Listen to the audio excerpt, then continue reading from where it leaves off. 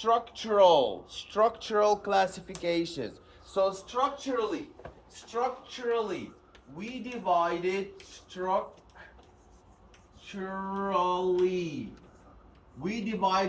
our nervous system into central nervous system and PNS, peripheral nervous system. Central nervous system and peripheral nervous system. And then we said that the central nervous system is actually divided into two different locations.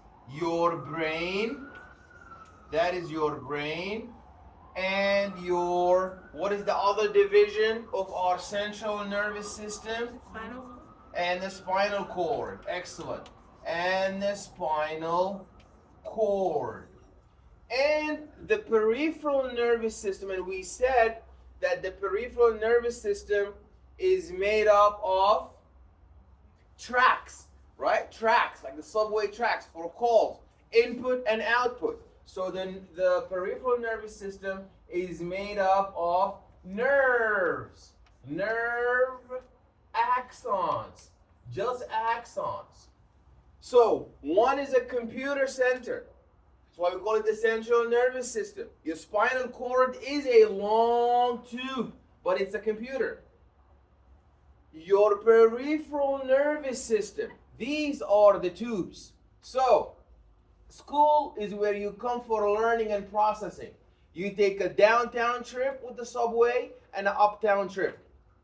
So those two trips, uptown and downtown, that's your peripheral nervous system. That's how you get to your center. But the actual center where the processing happens, that is your central nervous system. So that is our structural classification. Functionally, then we have a functional classification. Functionally, function. We have processing, and integration. And we said it looks like this. The processing center for the integration looks like that. The processing and the integration look like that. We are processing. And what is the other functional classification that we had? What is the other functional classification? We had a processing, integration, center. That's your nervous system. That's your central nervous system. These guys, your central nervous system, your brain, your spinal cord, both of them are important for integration of information. They are important for processing.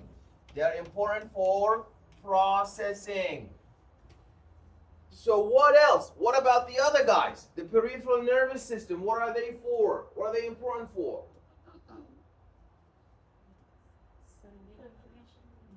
Sensory input. Good. So sensory input. So we have input. You call 911. You make an input.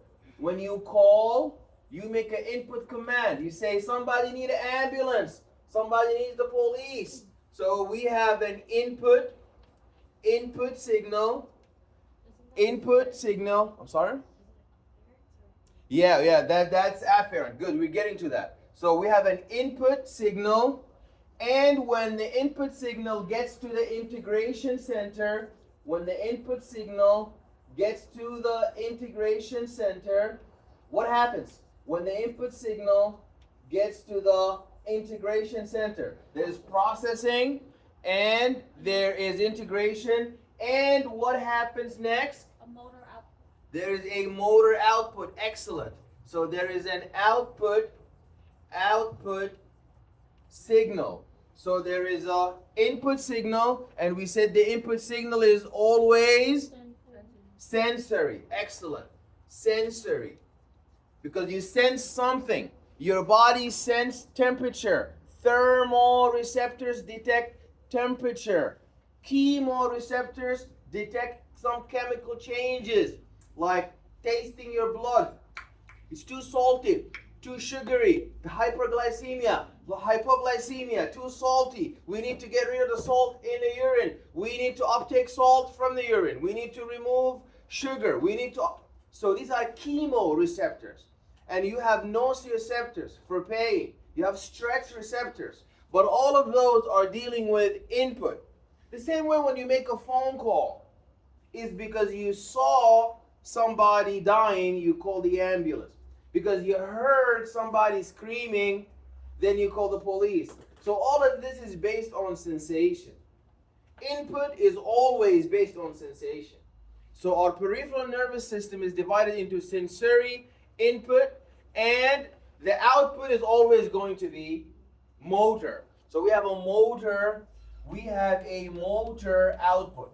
So our central processing center for integration, and we have input and output commands that communicate with this processing center. So then there's another thing. We mentioned input is always sensory. Output is always motor. Then we said, because the motor output is gonna give me the effect and is dealing with an effector. An effect with an effector. Like for example, your sweat glands. Your sweat glands, they do the effect of sweating. When you're too hot, your thermoreceptors detect the heat and they send to your processing center, it's too hot. This guy is gonna get dehydrated. So your processing center, your hypothalamus, send an output. Secret sweat. Then the motor output is gonna go to the effector to do the effect. That's why we call the motor output signals afferent or efferent. Efferent. So these guys are efferent. Because they give you the effect and they deal with the effector. But the input is not dealing with the effect. It's dealing with the receptor who sends the sensory input. So we call them efferent or afferent. Afferent. Excellent. So these are afferent. You gotta know that one. You gotta know if input is sensory or motor. You gotta know if input is afferent or efferent. You gotta know if input is going to the computer center for integration and processing, or is the input going out. So you need to know which one is going in, which one is going out, which one is sensory, which one is motor. And the last thing is, what kind of tissue are we dealing with? We're dealing with soft tissue, like your heart, that's soft. Your heart is soft tissue. Your lungs are soft tissue. Your bladder, that's soft tissue. Your brain is soft tissue. So that's called visceral. So if you're dealing with soft tissue, how many different kinds of tissues do we have? We have number one, soft, but we don't call it soft. We call it visceral. Visceral. That is visceral tissue. And we have rough, really tough, strong, tensile integrity. That is your bone tissue. We call that somatic. Somatic. So somatic tissue is hard tissue. What's an example of visceral tissue? Your heart, your lungs, Stomach. your abdomen, your intestines. Excellent. Your stomach. Okay, I'll put the same way, stomach. Your bladder. Urinary bladder. Okay, the bladder. What is an example of tough, really strong? Your skin. Very good. So your skin is somatic. Your muscle. Excellent. What else? You're leaving out the hardest thing in your body. Nobody's mentioning it. Joint. Bone. Your bone. Yeah, your bones. So what does that mean? That means my bone is not supposed to feel hot. My bone is not supposed to feel hot. My bone is not supposed to feel pain. Yes. So if you are an input sensory afferent neuron, that's not enough. We need to tell, who are you carrying this sensation from? Are you carrying input sensory afferent signal from tough tissue that makes you somatic? If you're carrying input sensory afferent information from really soft tissue, that makes you visceral. So now let's do an exercise. Let's do an exercise, a group exercise. I have in my bone, I have pain in my bone. I have pain, that's number one, is in my bone, that's number two. And the input signal is gonna go into my spinal cord, that's number three. And then output signal, let's say output signal says that I have to withdraw my arm from the stove. So now help me tell, who carried the pain in my bone to the spinal cord? Number one, was this a sensory or a motor input? Carrying pain signal of my bone tissue. That is sensory. Okay, so that is sensory. Good job. Number two, carrying pain from my bone. Is that visceral or is that somatic? Somatic. That is somatic. Excellent. Number three, is that afferent or is that efferent? Is that afferent or is that efferent? Carrying pain from my bone to my spinal cord. Is that efferent or is that afferent? That is afferent. So now, if I change this, pain in my abdomen or pain in my pancreas or pain in my stomach and heat, I'm no longer dealing with pain. There's heat. So I have heat in my stomach. That is going to be carried to my spinal cord. Now, is this sensory or motor? Sensory. Sensory. Is this visceral or somatic? Visceral. Visceral, because I'm not dealing with tough tissue. I'm dealing with my stomach now. And is this afferent or efferent? Afferent. Okay, very good. Let's give the last example. I now have my blood sugar going up. Who's gonna detect that? Chemoreceptor, thermoreceptor, nociceptor, or mechanoreceptor? Chemoreceptor, because sugar, that's an example of a chemical, so a chemoreceptor. The chemoreceptor who's gonna go carrying from my blood, so now no longer bone, that's blood, carrying from my blood, that is so much sugar, is gonna carry that not to the spinal cord, to the pancreas. So carrying a signal that is too much sugar in my blood to the pancreas. Is that sensory or motor? Sensory. That is sensory, because I'm carrying a sensation that my blood sugar is so sugary. So I have hyperglycemia. I need insulin. So that's a chemical sensory information. Now I'm carrying that information from my blood. Is that visceral or somatic? Visceral. That is visceral, because blood is soft tissue. And I'm carrying it to the pancreas. Is that afferent or efferent? That is afferent. So if the pancreas secreted insulin, then that would be the motor? That'll be motor. Yeah, we're getting to that. So if the pancreas now respond, because now if the pancreas secrete insulin to respond to this high blood sugar, that is sensory or motor? That is motor, because is that afferent or efferent? That's efferent. So a response is always, an output is always effect, efferent. An input is afferent. Okay, so now let's do this. I step on a nail and then the pain is transferred to my spinal cord, and then my spinal cord tells my foot to withdraw from this nail. So spinal cord removes foot from nail.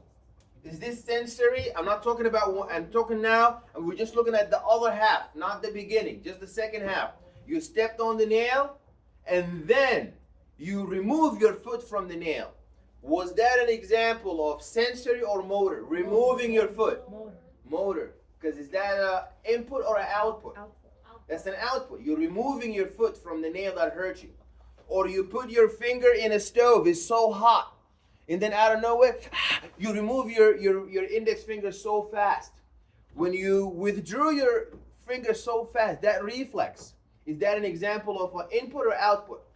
That's output. The input was, it's so hot. It got into your spinal cord. It's when you removed it, that is the output. Now, is the output, so now is that motor or sensory? When you remove your index from the stove, the hot stove, or when you remove your foot from the nail, is that motor or sensory? Motor, because you removed your foot. Now, you remove your foot. You didn't remove your belly, you didn't remove your heart, you're removing your foot. Is that sensory or somatic? Visceral. Your foot. Muscle. Muscle. Where do we put muscle? Where do we put muscle? Somatic. So is muscle soft tissue or hard tissue? Hard tissue. How do you tell if a tissue is soft or hard? That wasn't my question. I was going to ask that. Okay. How do you tell? If it is encapsulated with bone, you know you put the money in the safe. You put the money in the safe because nobody can break the safe. You take the money. So your brain is more precious than the gold and the diamond and the money. So the safe around it is your skull. So your skull is a helmet protecting this safe. Same thing, your heart is protected with this rib cage. Your lung protected with the rib cage. Okay? And your bladder protected with your pelvic girdle. So if it's protected with a form of bone capsule, that's visceral because it's so soft. But is your skin protected by bone? No, it's out here, right here. It's not protected by any bone. Your muscle, is it protected by bone from outside? So that makes it tough tissue. So if I remove my index finger, is that visceral or somatic? Somatic. And who did the motor command? Was it an afferent or efferent? Efferent. Efferent. Very good. Okay, so now, really quickly. So we began with the nervous system, dividing it into brain and spinal cord. Is that central or peripheral? Central. So that's our central nervous system in pink, the brain and spinal cord, and the yellow is your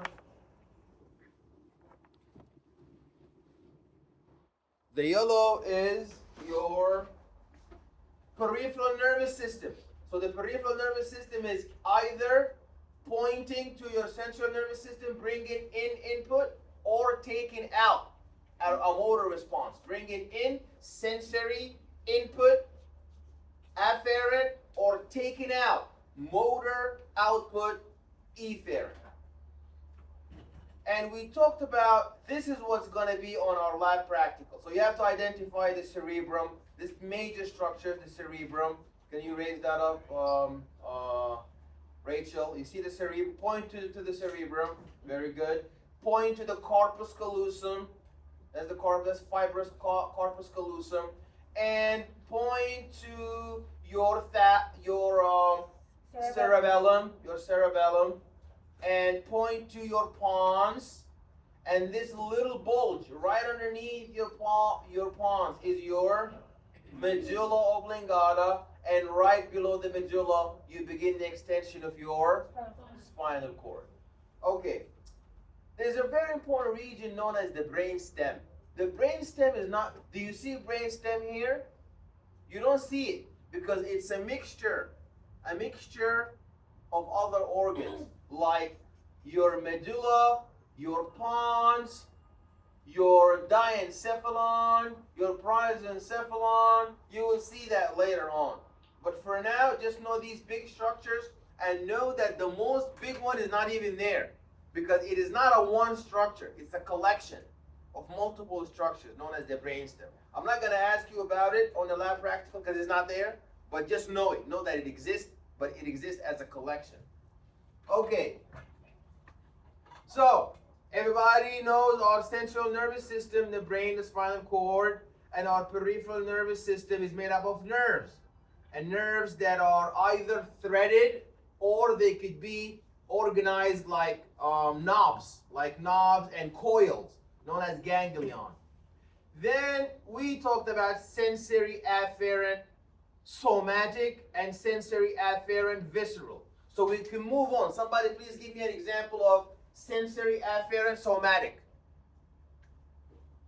Sensory afferent somatic example. Give me an example of a sensory afferent stimuli. Sensory afferent somatic stimuli and a sensory afferent visceral stimuli. Yes. So, can I just use one of the ones? That's fine. Yeah. Literally the best one. So a sensory would be, oh my God, I made this one. Sensory would be, Help. a chemoreceptor tasting, acidosis in your blood. Yeah. And it'll be visceral because it's for, visceral. It's the blood. And it'll be afferent because it's taking the information from the blood to the, I don't remember what organ you said. That's fine, the pancreas. The pancreas. The kidney in that case, because you talk about pH. Excellent, the kidney. The kidney is the one who detects the pH. Everybody give a round of applause for Adam Pollock. Good job. I need somebody now to give me an example of visceral. Visceral. So you gotta give me an example of visceral sensory afferent. Visceral sensory afferent condition. Yes, said visceral actually, yeah. Because you talked about the kidney that's soft. So we need somatic. Oh, no. So we'll take a round of applause back. You wanted both. Okay, You so wanted both. give us I gave so you okay, one. okay, good, thank you. Yeah, you did. Okay, can Idona give us a visceral sensory afferent stimulus? Go. You put your finger on a hot stove, and yeah, so basically your body feels the heat, so it goes to your spinal, and then if you pulling away would make it afferent, but touch up afferent. Efferent. Efferent. Good. But you sensing it is afferent. Good. Excellent. Excellent. So that's sensory. Round of applause for Idona. Okay, so this is our division. That's the central nervous system, brain and the spinal cord, and peripheral nervous system is divided into sensory input, motor output. If you're sensory, you're either sensing from soft tissue, visceral, or sensing from tough tissue, somatic. Motor, you're sensing from soft tissue, motor, or you're responding to soft tissue, or you're responding to tough tissue. The soft tissue is divided into three parts that we respond to, either sympathetic, parasympathetic, or enteric. We said sympathetic is known as what or what? Fight or flight. Excellent. Parasympathetic is known as what or what? Rest and something. Rest and digest. Rest and digest. Sympathetic, fight or flight. Parasympathetic, rest and digest. what is the significance of the enteric plexus? So what is the enteric plexus? Why is it so important? Julissa. Yeah, Yeah, excellent. So when the food is, that's why the really elderly people who have dementia, now they give them a feeding tube. So because when all you need to do, you can move your mandible, the only movable joint in your skull, and you can, munch on the food. And then when you swallow the food, then it goes on its own. People say, I'm going to drink soda to wash down the food. So if you don't drink soda, the food is not going to go down. It will go down. But these are known as ripple effect peristalsis. So who's doing this ripple effect? Who's doing this wave-like movement in your esophagus? That is your enteric plexus. And this enteric plexus is not only working in your esophagus, it's working in your stomach, making your stomach compress and churn all the food, making the food go down the small intestine, the large intestine, and also for the excretion and the defecation of the fecal matter outside of the rectum. That's all your enteric plexus. So some people are born with congenital absence of the enteric plexus. They have no enteric system. So that's why they're always constipated and they always take lubricants, laxatives, but the food is not going to go down because it's going to go down so slow because they don't have those nerves that make the food go down. Very good. Very good, very good, very good. Sympathetic nervous system, fight or flight. Parasympathetic, rest and digest. Fight or flight, you're so tense, you press the gas.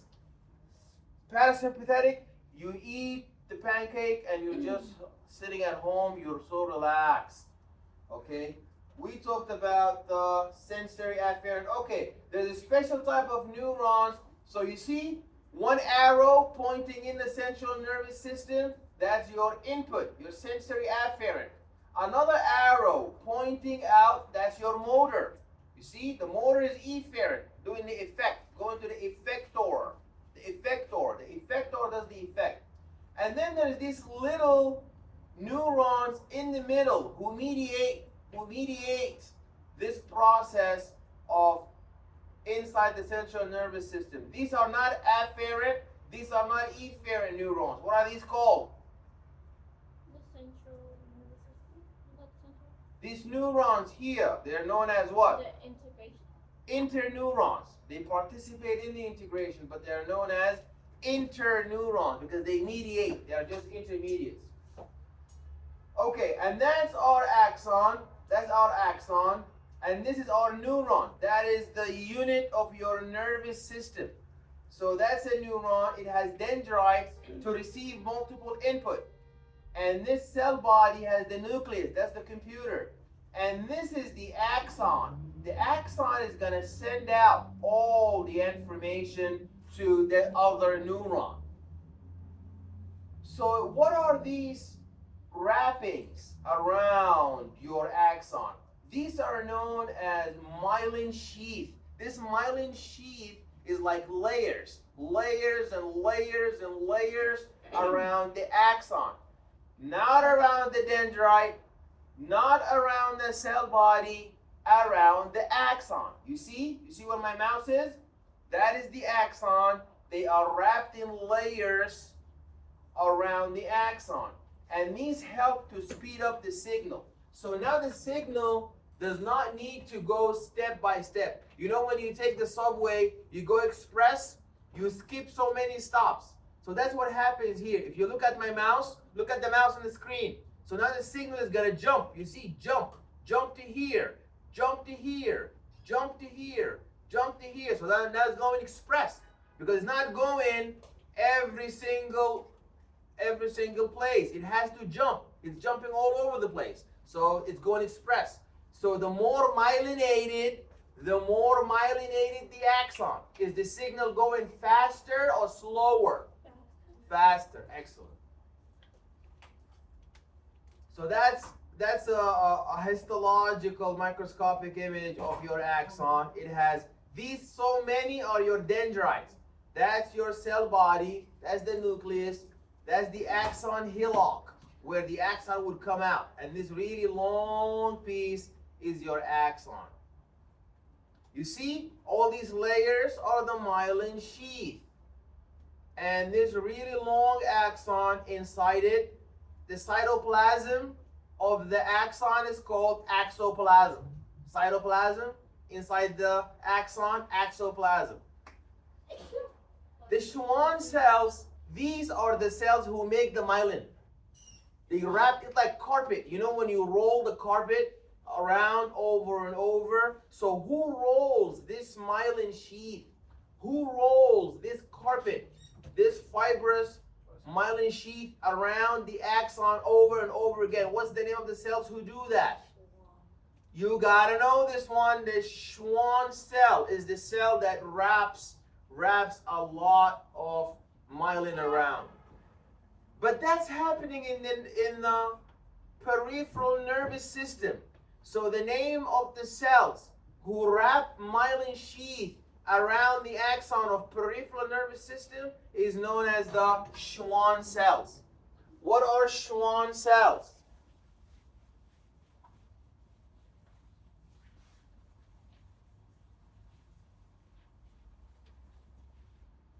Schwann cells, they wrap myelin sheath around the axons of the neurons in the peripheral nervous system. What about the central nervous system? It doesn't need myelin sheath? So only the peripheral nervous system get myelin sheath? Yes. No, the central nervous system also need myelin sheath. Who does that? Who makes the myelin sheath for the central nervous system? They make myelin sheath not for the peripheral nervous system, but for the central nervous system. What are they called? Oligodendrocytes. Oligodendrocytes. So Schwann cells and oligodendrocytes are the same. They just do their actions different places. The Schwann cells, they wrap around this myelin sheath around the axon of peripheral nervous system cells. But oligodendrocytes, they wrap around sheath around the axons of central nervous system. They do it in different places, but they do the same thing, but in different places. So we will see now. So that's an example of the general structure of a neuron. All of these, many are your dendrites, and this really long piece is your axon. And this axon hillock is where the axon comes out from. There are supportive cells in your nervous system. So your nervous system is not just the main cells. The same way we saw in our respiratory system, we don't just have the lungs, okay? We have the diaphragm. The diaphragm is not part of the nervous system, it's not part of the respiratory system, but it helps. It helps the respiratory system. Okay? The liver is not part of the digestive system. Is the liver part of the digestive system? Is not, but it helps. So no system exists on its own. It has to have supportive, helping cells. So what are the cells that help? So the neurons, these are your nervous system cells. The neurons are your nervous system cells.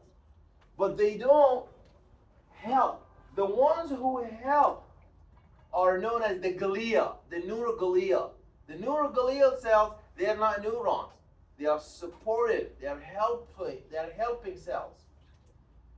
There you go. You see your oligodendrocytes. What do the oligodendrocytes do?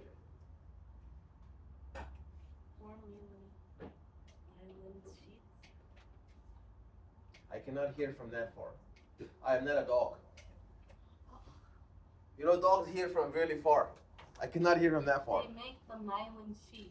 Yeah, you're doing good. They make the myelin sheath. So can the Schwann cells. They're the same thing. But in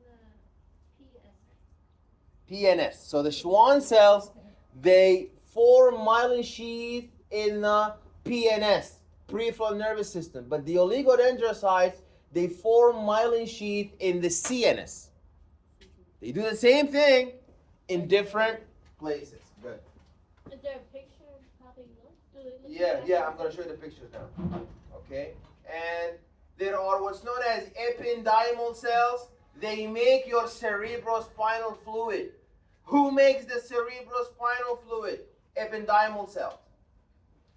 What are microglia? Microglia, these are like macrophages from the name, microglia. They swallow the bacteria inside your nervous system. If there is a virus in your nervous system, bacteria in your nervous system, parasite in your nervous system, fungi in your nervous system, who's gonna swallow that? The microglia, not the oligodendrocytes, not the Schwann cells, not the ependymal cells. Who makes the cerebrospinal fluid? The oligodendrocytes, the Schwann cells, the microglia, or the ependymal cells? The ependymal cells. And lastly, star-looking astrocytes. They look like stars. They do so many things, and these are the most abundant. These are the most abundant of all the supportive. Look at your nervous system. It has so many different supportive cells. It has the oligodendrocytes. They make the myelin sheath. It has your ependymal cells. They make your cerebrospinal fluid. You have your microglia. They do immune removal of bacteria and microbes. Astrocytes, they do all of this. The blood-brain barrier. You don't gotta memorize all of that, but when I give you the problem set for the exam, just do those and focus on those a lot. But just read the slides so you can familiarize yourself with their importance. I mean, look at what they do. They provide framework for nervous tissue. 1, extension of the perivascular feed. 2, the blood-brain barrier. They adjust the flow. 3, supply neurons with lactate for energy. 4, secrete nerve growth factors. 5, influence synaptic signaling. 6, regulate composition of, they do so much. These are your astrocytes. Just know that your neurons, they do not survive on their own. They need supportive cells. What are all these supportive cells known as? Astrocyte? All of them. They're known as neuroglia. So the neuroglia, they're not neurons. They are helpful. Neuroglia. There you go. If you want to know what an oligodendrocyte looks like, it's right here. That's an oligodendrocyte. These are neurons. These are microglia. What is that? That's an example of brain cancer, brain tumor. So that shows you that these supportive cells, your neurons, they cannot divide. They cannot divide. But it is your neuroglia who can divide. And these are the ones who make the brain cancer. So if somebody has brain cancer, it's not because the neuron. Remember our neuron with the axon and the dendrites and the cell body? That one is never going to give you cancer. It is these guys who are supportive. These guys, your oligodendrocytes, your ependymal cells, your microglia, and your astrocytes.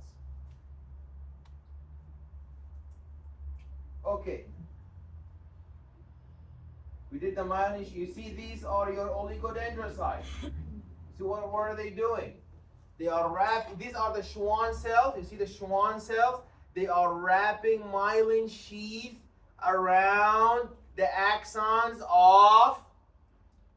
PNS. Yeah, the PNS. Very good. You see? They are wrapping fibrous myelin sheath around the axons of your peripheral nervous system. What are oligodendrocytes doing? You see, they're doing the same thing. But where? some axons, they're not myelinated because they don't have to transmit any signal. They want to process. So they're not myelinated. So not every single axon out there is myelinated. Some axons are unmyelinated. So if an axon is cut, if you have a nerve injury, you cut a nerve, what's going to happen? You see, that's your normal axon. You see, that's your cell body. These are your dendrites, and that's your really long myelinated axon. Would you lose the sense in it? Hmm? Would you lose like sense? Yeah, you would lose sense, but your own body can heal. Now we're going to look at how the healing happens. When you cut this axon in the middle, what's going to happen is macrophages, these are the immune cells, they're going to come swallow, they're going to swallow all the bacteria, they're going to swallow all the dead cells, they're going to remove all the debris. That's why they call them the big eaters. Macro is big, phage is eating, big eaters. They eat all the bad stuff that needs to be recycled. They eat your bacteria, they eat your fungi, they eat your parasites, they eat the blood that is clotted. They remove all the dirty and bad stuff. Then your body starts healing. You cannot heal if there's so much blood around, there is so much pain, there is so much infectious microbes. You cannot heal like that. So you need your macrophages to come and to remove all of this damage. And you see all of this stuff that is falling apart. All of the stuff that is falling from where the injury had happened. You guys see here? That's my nerve, that's my neuron severed. My neuron is cut.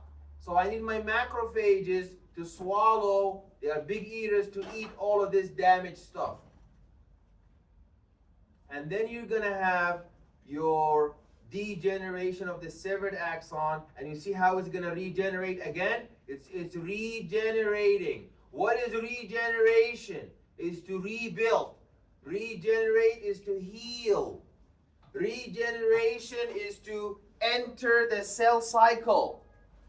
Regeneration is to spin the cell division cycle. You guys remember the cell division cycle? The cell division cycle has to spin 2 times.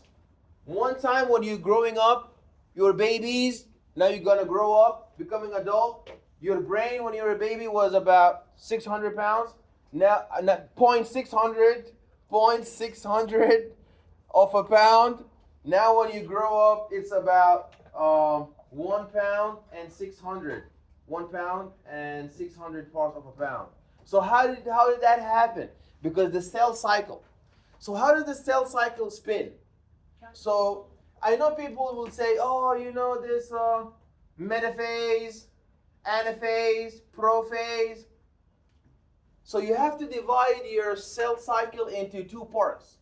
What are the 2 parts of my cell cycle? Interphase and mitosis. Excellent. So the first part is known as interphase.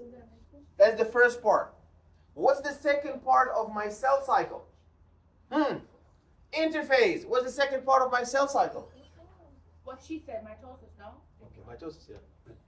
So why you asking? I want to know if other people know what that is, not just you.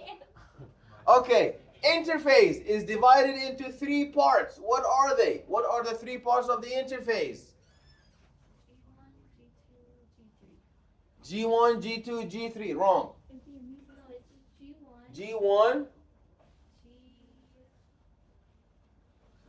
G1, S, and G2. If you pass G2, then you enter mitosis, which is prophase, prometaphase, then metaphase, then anaphase, then telophase, then cytokinesis. So if you want to heal, you have to enter the cell cycle. So if your neuron is damaged, how are we going to get more neurons? So we need to spin the cell division cycle. We need to spin our cell division cycle. So here, when this neuron is regenerating or healing. Oh, is that why we get, like, if you bruise your knee, you get a scab on your knee? Yeah, so that is known as healing by scar tissue formation. But why is it bruised that color? Because remember you did that assignment. So the assignment that said you heal by scar tissue formation. So some tissue, they cannot enter the cell cycle. Not every single tissue out there can enter the cell cycle. Your muscular tissue, it can enter the cell cycle, divide. You hurt your muscle, you make up more muscle. You resect the liver, more liver would come out. But your neurons, they will not be able to regenerate except when you're young and when the injury is so light. So they enter the cell cycle. What happens to the axon? Healing. You see, it's early regeneration. It's healing. The cell division cycle is dividing and healing and regenerating. And in late regeneration, we fully repaired. You see, now we fully healed. There's full healing. We have fully healed like an old axon. Okay. The last thing that we're going to end our nervous system with is your action potential. We talked about how the signal passes from one place to another. It passes through the action potential. What is the action potential? What is the action potential? The action potential is propagation of membrane voltage change. You ever seen how a thunderstorm or a lightning bolt ends up opening a door? That's exactly what happens in your cells. So in your cells, in the cells, you have gates to allow for the entry, the influx of electrolytes, and the exit, the efflux of other electrolytes, but they cannot enter or exit. So our cell membrane looks like that.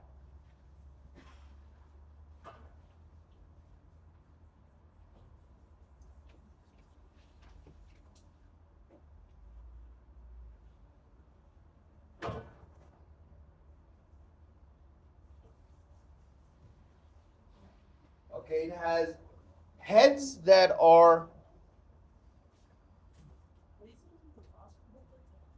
phospholipid. It has phospholipid red heads because they are negative and they are polar. Phospholipid heads that are negative and are polar. And you have tails that are yellow, tails that are butter. They are like fat tissue. So they do not allow the passage of anything that is nonpolar. So these are the tails. These are the tails.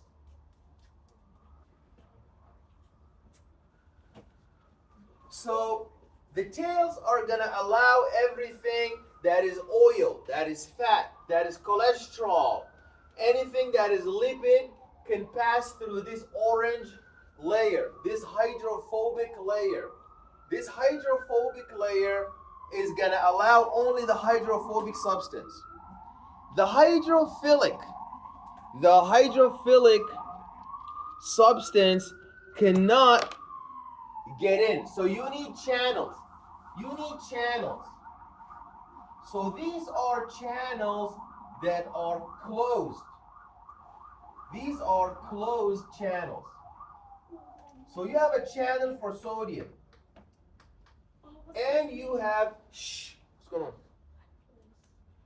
You have a channel for sodium and you have a channel for potassium. You have a channel for sodium and you have a channel for potassium. Channel for sodium and a channel for potassium. So in the action potential, what happens is, if this is your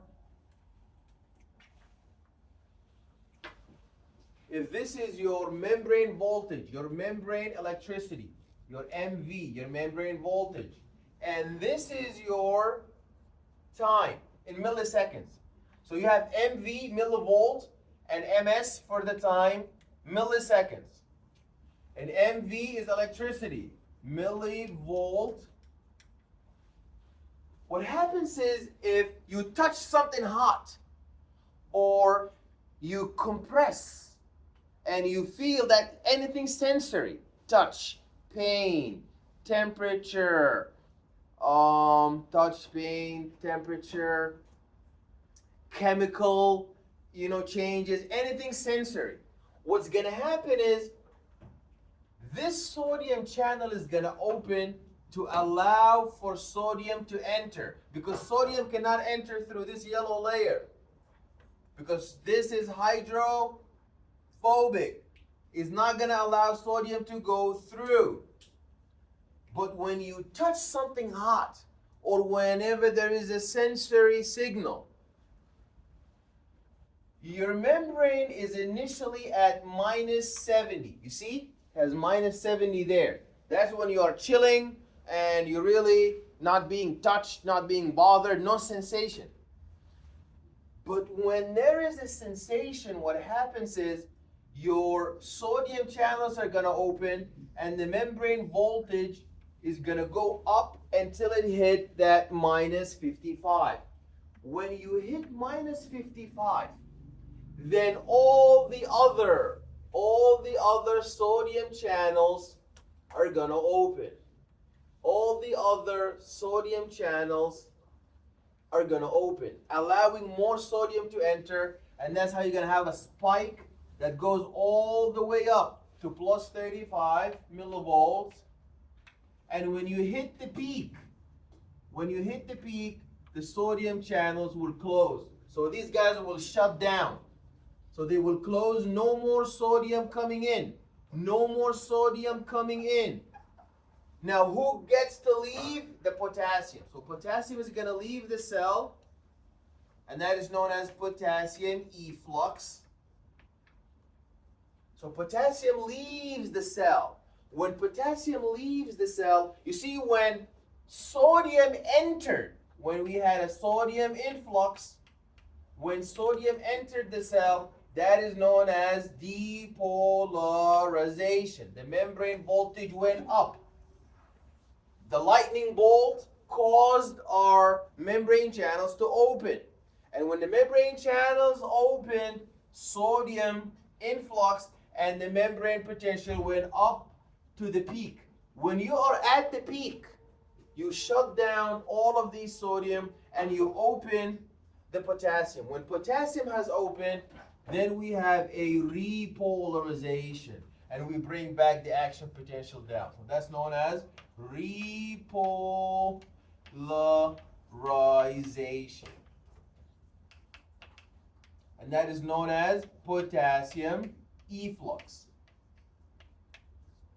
And this keeps on happening again and again and again. Again and again and again. And that is your action potential. That is how the signal propagates. When you touch something hot, or you touch something cold, or when there is a sensation, mechano sensation, or when there is a chemical sensation, every single sensory information is carried by that action potential. It propagates from one place to the next through this action potential. You see, that's how the channels open. So when the sodium channels are closed, potassium channels are fully open. And then the sodium channels are closed, and that is what brings down the action potential. So what causes the action potential to go up is the sodium channels opening, allowing for the influx. You see what I drew here? The influx. The influx of sodium. You see the orange? The orange is your sodium channel. the influx of sodium causes the membrane voltage to go up or down? Up. Up. So when the sodium channels open, sodium flows inward. Is that influx or efflux? When sodium moves inward, is that influx or efflux? Influx. That's influx. So the influx of sodium causes the depolarization to start. So we go from minus 70 upward. We keep going up. Then the third step, we hit the peak. When we hit the peak, what happens? The sodium channels will close, and then who will open now? The potassium. The potassium channel. So in the beginning, potassium was closed, sodium was open. But now, sodium is closed, potassium is open. When this potassium is open, what happens to the membrane voltage? It goes, it repolarizes due to the influx or efflux of potassium. You see, potassium getting out, efflux. So potassium goes out, and when potassium is leaving, you see what my mouse is? When potassium is leaving, when potassium is effluxing, when potassium is going out, our membrane voltage goes down. And that is how our membrane voltage is going to restore. And you're going to have this cycle up and down like that. Sodium open, spike. Sodium closed, potassium open, drop. So that's what's happening in our neuron. And as the action potential comes through the axon, you see these are two neurons. That's your first neuron. You see the neuron and the axon? You see that's the second neuron. How do they communicate? How does this neuron number 1 communicate with neuron number 2? By the action potential causing, you see these bubbles? See these bubbles? Bubbles are full of these green dots. These green dots are known as neurotransmitters.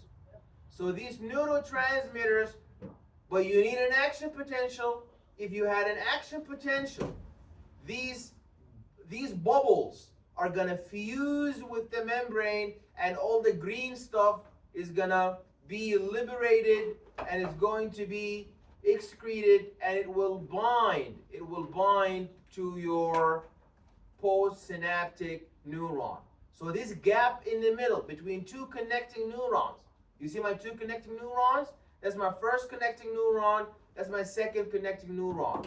Both of them are communicating through this gap known as the synapse. That's your synapse.